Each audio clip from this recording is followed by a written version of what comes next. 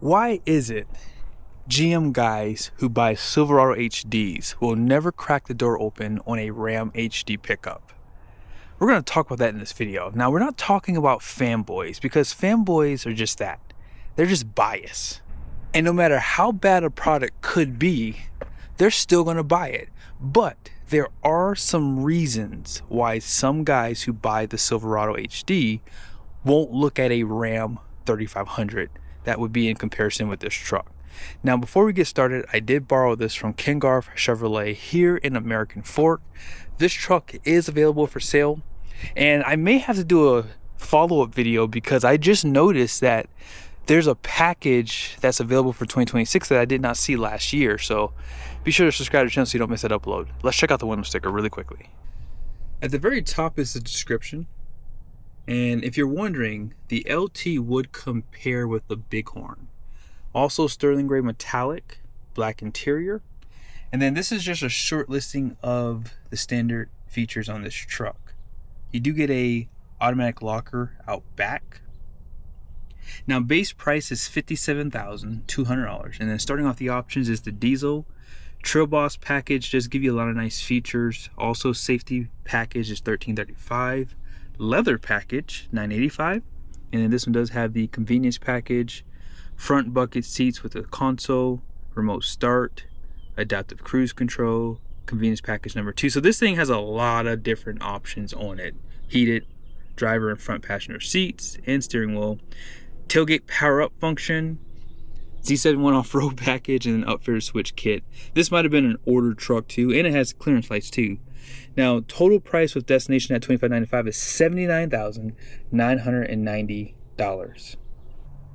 If you're looking at a similarly equipped Ram HD, figure 3500 night edition, diesel option, this truck is about $3,500 cheaper. And remember, if you're getting a Bighorn, you cannot get leather. So you can add leather to the LT, but with the Ram, if you gotta have leather seats, you would have to step up to the Laramie, which is going to increase that price difference again. Now, here's the first thing I'm going to tell you guys. I've mentioned this in the past. I hate the way Ram packages their trucks. Just hate it. That's why if I ever buy a Ram truck, I gotta order it. I can't go on a lot and buy exactly what I want, because 9 times out of 10, it's gonna be missing 1 or 2 options that aren't going to be there. And that's what I like about Chevy trucks. Chevy trucks, the way that they package them is pretty easy to find exactly what you're looking for. Maybe it's a color that you might get held up on, but for the most part, if you're not picky on color, the way that they package these trucks makes it easy to go out and buy one. Now, on the front end, LED headlights are an option with this LT. With the Ram, it does come standard, but for the most part, if you're looking to dress up the truck anyways, LT is going to have LED headlights, just like on this Trail Boss. It comes a part of that package, basically. Now, on this package too, you get the black bumpers, front parking sensors, and it has a really cool rugged look, because that's what Trail Boss is. And the first thing we have to talk about is the diesel. So you guys know that the diesel option is just under $10,000.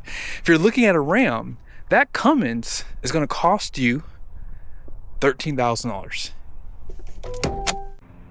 Is the Cummins diesel worth $3,005 more than the Duramax? That is a really good question. $3,000 more. Now remember, this engine has 470 horsepower.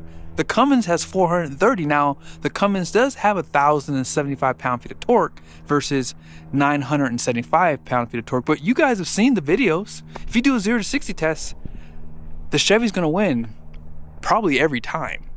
And so with this having the 10-speed deeper gears than the 6-speed that it replaced back in 2019, overall this configuration is pretty strong.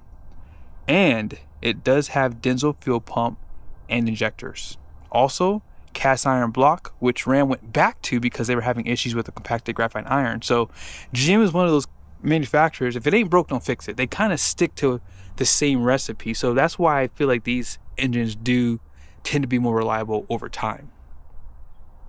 Before I owned a GM truck, I used to be very biased about them having independent front suspension. Ford don't use this, nor does Ram. But once you've owned the truck and once you start looking at the numbers, it seems as though this independent front suspension with these torsion bars tend to have better capacity versus the solid front axle Ram and Fords, right? If you look at the axle rating on the door sticker, stock for stock, GM typically has the higher number.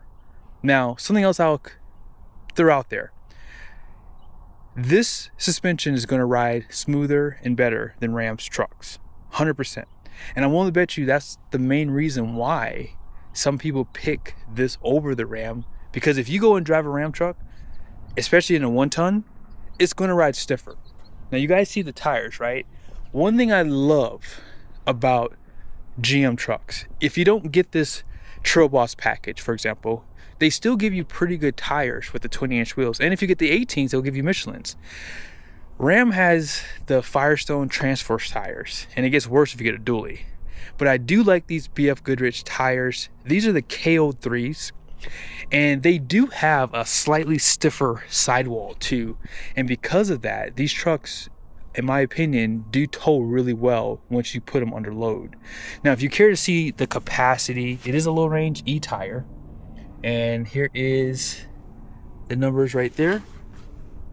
3,750 pounds at 80 PSI cold. And 8 lug, obviously. Decent wheel design here as well. They do give you a fabric material for the liner. And we don't have to talk about the cab, do we? Do we need to spend any time on that? I don't have to talk about that. You guys know, you cannot get the Mega Cab in a Bighorn. So if you're looking at an LT and you're comparing it with the Bighorn, well, you have to jump up to a Laramie, which is going to cost you more money, and the Mega Cab's more expensive, and you still can't get a bigger bed. So with this crew cab, you can get the 8-foot bed or this larger 6-foot 10-inch bed. That is a big selling point even for me, but it doesn't just stop there. If you do get fifth wheel prep package, I don't think this truck has it. It doesn't. They do push back that fifth wheel prep package slightly behind the rear axle, so it does give you better clearance for your cab. And because Rams have 6-foot 4-inch beds, you're gonna need a slider hitch, or you're gonna need to do some upgrades to make sure you don't come into contact with your gooseneck or fifth wheel trailer.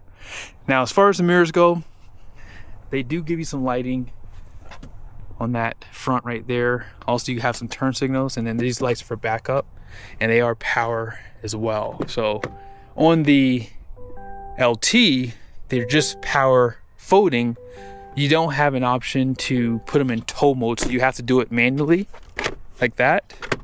But if you go up to an LTZ, you would have power. Now you guys see the leaf pack here. If you're looking at a 1-ton Ram, they don't give you overloads. GM gives you 2. Now there is an option for air suspension, however, that's just something else that could potentially fail in the future if you keep your trucks long term. This is the main reason why I think people do skip Ram trucks. And so out back, you guys saw you do have a power lift gate. That was an option. It used to be, I believe, standard once you got like a certain package on LT. And if you wanted to go back up, all I gotta do is just push the button. Full LED tail lights. Now, with the Ram, they do not have that availability for a power tailgate. Some people may not see that as a big deal. So again, it's all on how you look at it. I like it because when we towed our fifth wheel a couple times on my Silverado that I had in the past, when I would unhook, it was nice for my wife to just be able to hit the button and let it go back up. I don't like my wife to work hard. I'm just saying. Class 5 hitch. Also, you have a 342 rear with an automatic locker. Ram does have the anti-spin, and they now have a 342. They basically went back to 342 from like the 2018 and earlier trucks. Rancho shocks, 36-gallon fuel tank, and 7-gallon DEF. So the 36-gallon fuel tank is going to be larger than Ram's standard bed trucks. It's going to be 31 gallon. So yeah, you get 5 more gallons with this one. Now, before we move on, is anyone triggered in the comment section? If so, don't be. I'm going to be doing similar videos like this in the future for Ford and Ram, so everybody's going to get hit with this video, unfortunately. Now, with that being said, thank God GM did the update on these interiors for 2024 plus trucks, because if not, I probably would have ended the video by now. Because yes, the interiors were really far behind the competition, but not now, because this is definitely better in some cases than the Bighorn. Now on the door, you guys see they do a really nice job with the overall fit and finish. No seat memories on this one. You only have auto up and down for the driver's side, auto down for everything else. Power mirrors, as you saw earlier. You cannot get Bose on this truck. I would hope that maybe in the future GM will fix that. Also, 10-way seat, no perforated leather, but if you want that, you could go up to an LTZ. And you have your four-wheel drive system, drive modes. You can't get drive modes with that Ram, by the way. And here's some of your lighting controls. But let's go ahead and step in here. The dash is really nice. Now, if you're looking at a Bighorn, the largest screen you can get is a 12-incher, okay? You can get, oop, I gotta put my seatbelt on. But yeah, you can get 360 as an option for both trucks, okay? That's for both. Now this one, I did not check actually out back. It does have bed view camera. That's nice. You can zoom in. Also, if you want the backup line for your Gooseneck trailer, that is there too. Okay, and you guys see down there, dual climate control. Again, that's available for the Ram trucks. But the 12-inch display right here, I like that. It's a really nice feature to have. On the top here, you have HomeLink, LED interior lights. I believe Bighorn might give you incandescent bulbs, by the way. The auxiliary switches are right here. Very convenient. They are not wired though, so you would have to wire them yourself. Then on the side here, you can see some of the accents that they give you, a little bit of satin. And this one did have the adaptive cruise control, as you guys saw, as an option. Here's that wireless phone charger, USBs, 120 volt power plug, and then deep storage there. Now on the passenger side, this is going to be a manual seat. You cannot get power on that side. And in here, you can see a little bit of storage down below. I want you guys to see the camper package here. So right there, if you can't see the number, I'll call it out to you. 3,243 pounds is the rating for that. I'll wear the match down there. But yeah, overall, I would say that for the interior, they do have very, very similar strengths and weaknesses. But the biggest selling point to this truck is the cab size, especially out back. So if you're wanting to have better comfort for maybe your parents that might ride with you if they're a little bit older, or if your kids are older, they do give you better just overall comfort back here. I feel like that seat's a little bit wider too. Down below here, a little bit of storage, engine block heater plugs in there. Also, you have a grill cover for the winter time. Seat back pockets on both sides. And are you guys ready to see the payload capacity of this truck? Because that's going to be equally important, right? How much payload does it have? So this one doesn't have fifth wheel prep package, and it doesn't have running boards, so just keep that in mind. Gross axle weight rating out front is going to be 5,600 pounds. The rear is 7,250 pounds, which is class leading. Also, gross vehicle weight rating is 12,100 pounds.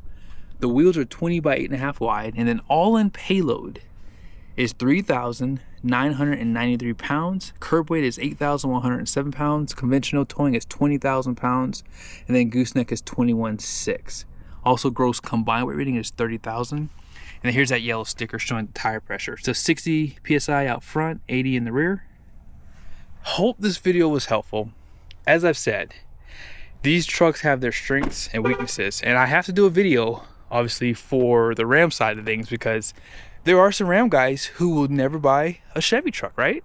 So we'll have to see how that video plays out. But thank you guys so much for watching this video.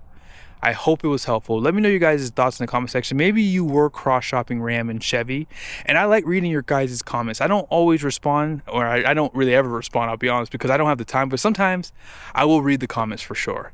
And one last thing too, I didn't really show the Tro Boss badge right there, and you can get a liner with this LT package truck, and that's it.